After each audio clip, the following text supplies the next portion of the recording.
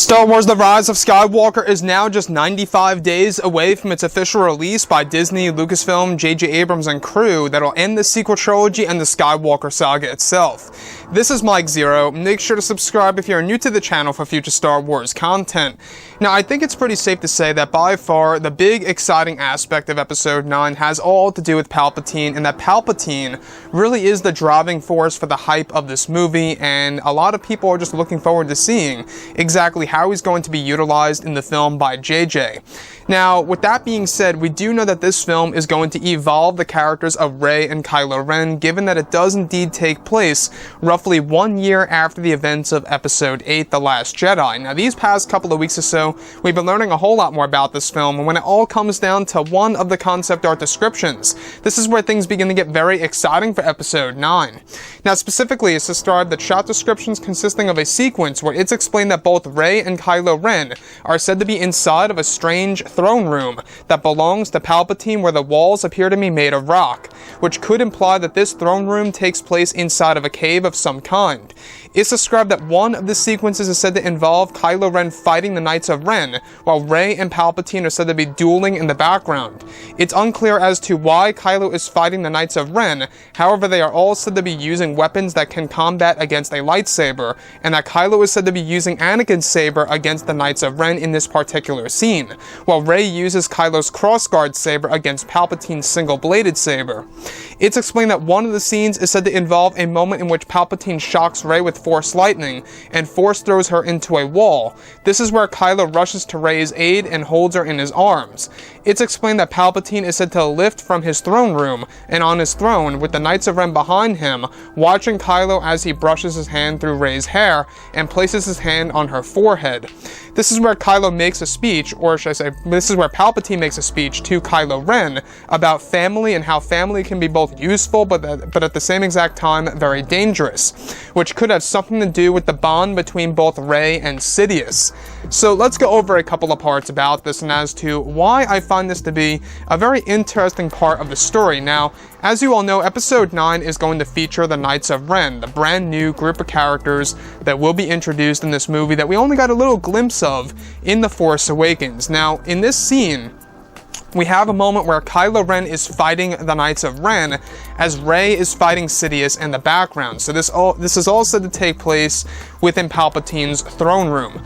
Now, the biggest question of all is, why would the Knights of Ren turn on Kylo, or vice versa? Why would Kylo Ren turn on the Knights of Ren?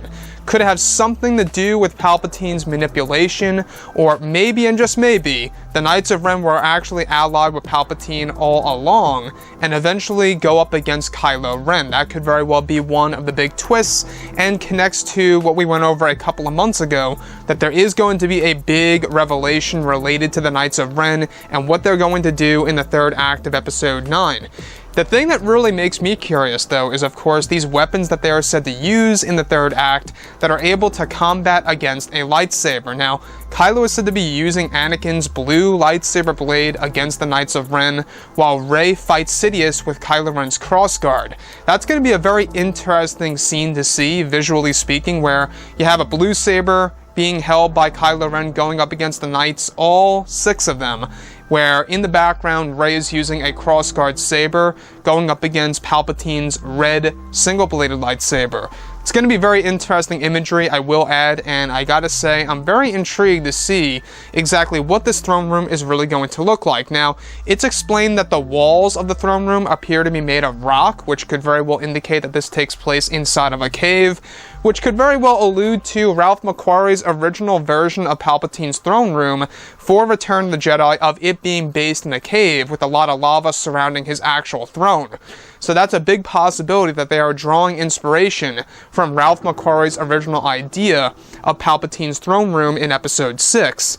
Now, the other thing is that there's a moment in which Palpatine uses Force lightning on Rey, throws her into a wall, and this is where Kylo rushes to her aid, holds her in his arms, and that's where Palpatine makes a speech, a lecture to Kylo Ren, if you will, about how family can be both useful and at the same exact time very dangerous. That to me is a big hint about Rey and Palpatine, yes, actually being related in this movie, and hence matching up with the leaks that we have been going over about Rey being the granddaughter of Palpatine himself. So you can really see what they're trying to do with this movie. They're trying to bring back that family element in Episode 9 for the very core of the third act of Episode 9, right? So with that being said, Palpatine being portrayed by Ian McDiarmid really is going to be a big part of this movie, as well as a different side to the story. We have actually heard that there are going to be 2 Palpatines in The Rise of Skywalker, which could also have something to do with the younger version of Palpatine in The Rise of Skywalker, either in the form of a clone or the Dark Acolyte, like what we have been talking about for a very long time now. Anyways, guys, drop a comment below. Let me know what you think about all this in the comments, and if you guys did enjoy the content for today, do make sure to drop a thumbs up on this video to support the channel. I thank you all so very much for the kind support, and I'll catch you guys next time.